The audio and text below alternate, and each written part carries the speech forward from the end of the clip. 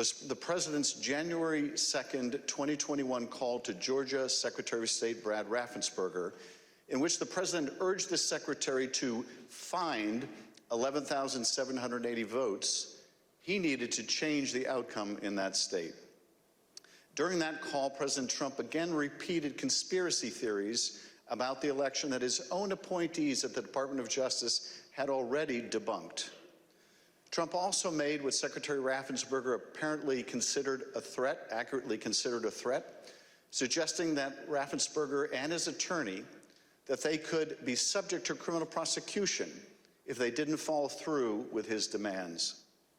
Then, in repeated telephone calls and in-person meetings, Donald Trump pressured state elections officials and state legislators to alter official election results. But courageous public servants, including Republicans like Rusty Bowers, held firm and refused to put Donald Trump over their oath to the Constitution. When Donald Trump's pressure campaign did not achieve the results he wanted, he oversaw an effort to obtain and transmit false Electoral College ballots to Congress and the National Archives. The false ballots were created by fake Republican electors on December 14th.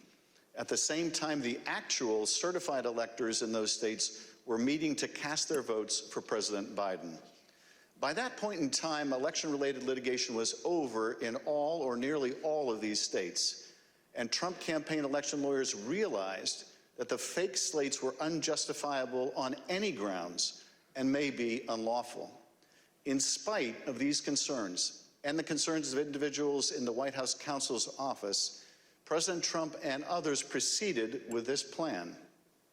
The Select Committee has developed evidence that these intentionally false documents were transmitted to multiple officers of the federal government and were intended to interfere with the proper conduct of the joint session, where the existence of so-called competing slates of electors would serve as a pretext for legitimate electoral votes to be